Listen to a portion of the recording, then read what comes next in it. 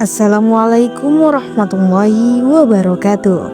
Sobat Aronika, pernahkah kamu mendengar cerita tentang seorang pendeta yang tiba-tiba memutuskan untuk memeluk agama Islam?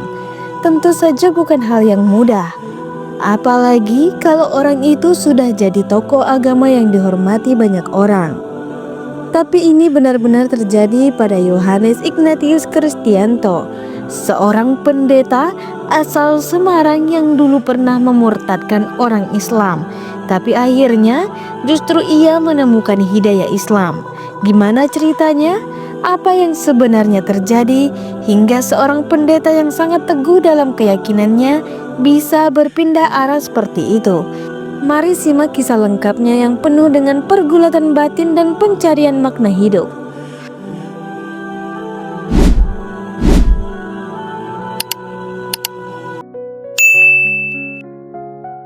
Di sebuah gereja besar di Semarang, Yohanes Ignatius Kristianto bukanlah pendeta sembarangan.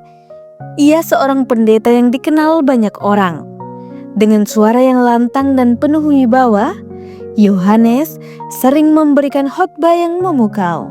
Tak hanya itu, dia juga diundang untuk berdiskusi dan berdebat dengan tokoh agama lain termasuk Islam. Yohanes punya pengaruh besar di kalangan jemaatnya.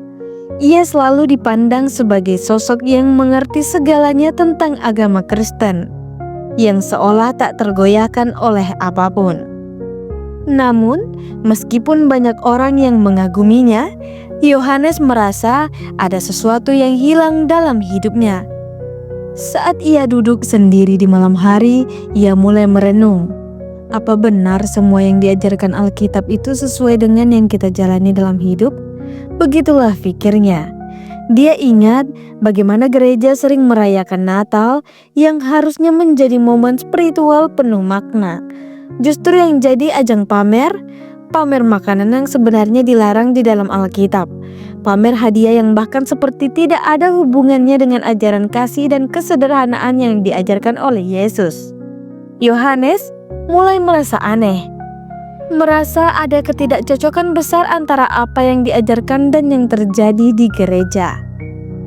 Keraguan itu mulai tumbuh perlahan. Setiap kali Yohanes membaca Alkitab, dia merasa ada yang kurang.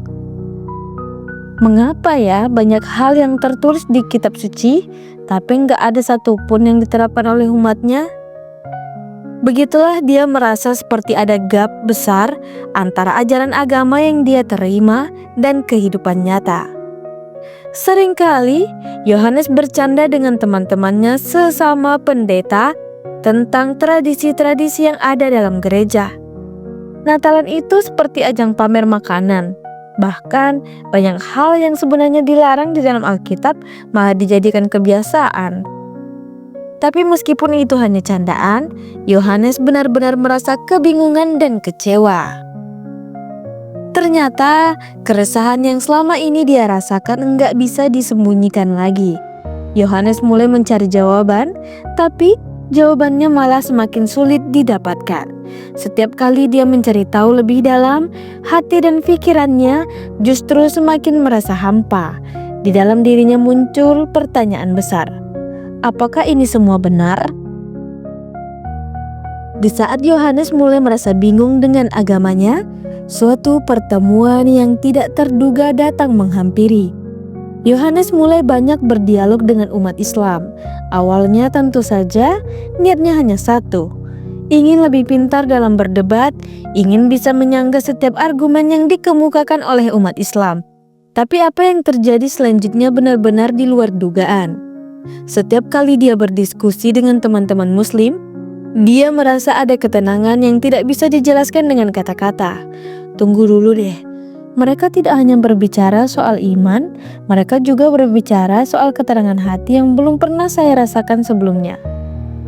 Yohanes merasa ada kedamaian yang sangat mendalam dalam ajaran Islam yang tidak ditemukan di Kristen.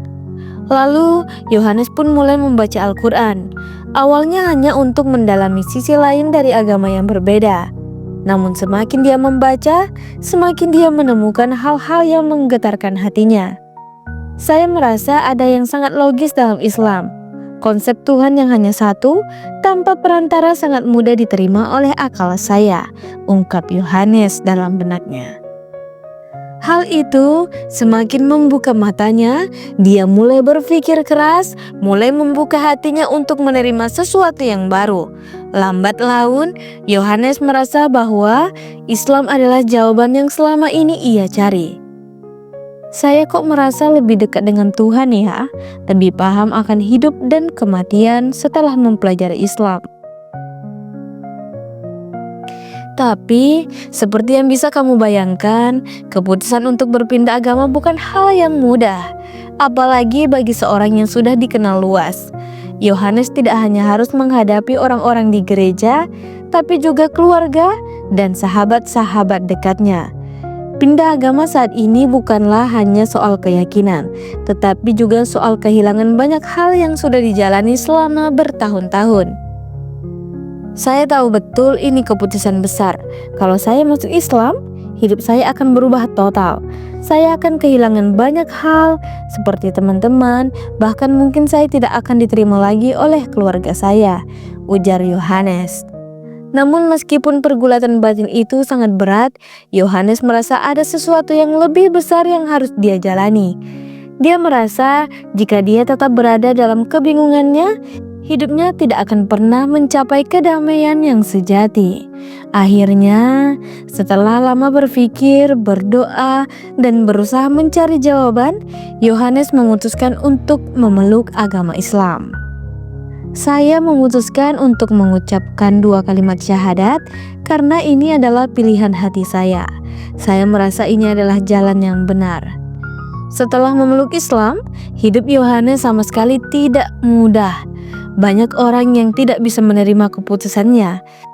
Apalagi teman-teman gerejanya merasa sangat tersinggung dan ada yang menganggapnya sebagai pengkhianat. Bahkan beberapa jemaat merasa dibohongi selama ini. Yohanes tahu betul ini akan menjadi tantangan besar, namun dia tetap teguh. Saya tahu saya akan menghadapi banyak kesulitan, tetapi bagi saya ini adalah jalan yang benar dan saya siap menjalani hidup saya dengan keyakinan yang baru ini, katanya dengan penuh keyakinan. Namun, meskipun ada banyak tantangan, Yohanes merasa tenang dan damai. Dia mulai belajar tentang Islam, melaksanakan sholat, membaca Al-Quran, dan menjalani ibadah dengan penuh kesungguhan. Perlahan-lahan dia merasa hidupnya kembali menemukan makna yang selama ini hilang. Sekarang, Yohanes tak hanya diam setelah menjadi seorang Muslim, dia mulai aktif berdakwah, berbagi pengalamannya dengan orang lain, baik yang Muslim maupun non-Muslim. Dia menceritakan kisah perjalanannya dengan penuh semangat. Islam itu bukan hanya agama, tapi cara hidup. Islam memberikan kedamaian, ketenangan, dan pemahaman tentang hidup dan Tuhan yang sangat sederhana dan jelas, katanya dengan penuh keyakinan. Yohanes pun sering mengadakan ceramah di berbagai tempat. Dia menjadi inspirasi bagi banyak orang, baik bagi mereka yang baru mengenal Islam maupun yang sudah lama mencari kedamaian dalam hidup. Dia membuktikan bahwa hidayah bisa datang kepada siapa saja, tidak terkecuali pada seorang pendeta yang dulu sangat membenci Islam. Jadi apa yang bisa kita ambil dari kisah Yohanes Ignatius Kristianto? Terkadang pencarian akan kebenaran bukanlah perjalanan yang mudah, tetapi bagi siapa saja yang berusaha dengan hati yang tulus, hidayah pasti akan datang pada waktunya. Kisah Yohanes mengingatkan kita bahwa tidak ada yang mustahil. Bahkan bagi seseorang yang dulu sangat jauh dari Islam, bisa saja Allah memberikan petunjuknya.